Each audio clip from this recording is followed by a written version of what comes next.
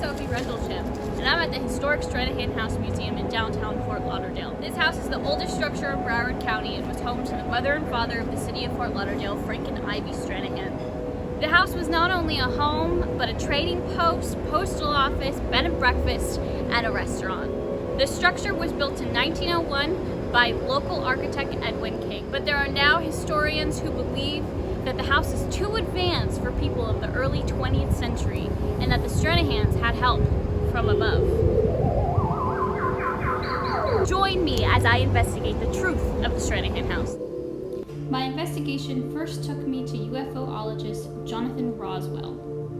In 2018, Roswell's groundbreaking novel Fort Aliendale first brought the attention of alien visitation to Fort Lauderdale to light. We met at the office of Frank Stranahan to discuss his groundbreaking theories. Thank you for joining us, Mr. Roswell. Now, your book, Fort Aliendale, is clearly making headlines amongst the historical community here in the city of Fort Lauderdale. Local historians are calling you a quack and a madman. What is your opinion of this? Well, Ms. Rendlesham, I would say that those mainstream historians are blind to the truth. And you know what that truth is? The truth that Fort Lauderdale and the Stranahan House was built by aliens. And what is your proof of this? Well, let me tell you. How is it possible that a city of 140,000 people can be built in 140 years? How is it possible that we have streets that are so straight? How is it possible that mega yachts can go down our river? I'll tell you how it's possible. It's because of aliens. Well, I think this is just development and basic engineering. And as for the yachts going down the New River is actually pretty deep, so in my opinion... Aliens. Okay, Mr. Roswell. Now, why is it that the Stranahan House is central to your investigation? Well, Ms. Rendlesham, this house is the oldest structure in not only Fort Lauderdale, but in all of Broward County. And there's no structures like this anywhere in the county. Seriously, there's nothing like this house. And to me, that's kind of suspicious.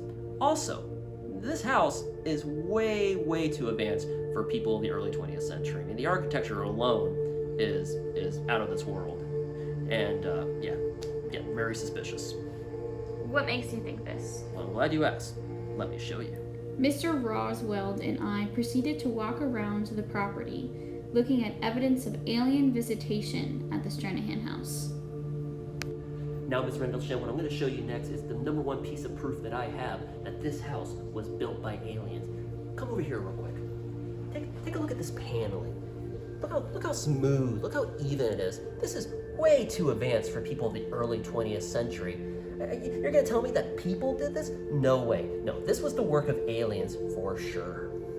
Well, actually, Mr. Roswell, I think that's just tongue and groove paneling, which was pretty common for the era. Aliens! Okay, Mr. Roswell, do you have any other evidence? I do, in fact. In fact, I have physical proof of alien visitation to this house. I have an artifact. Follow me.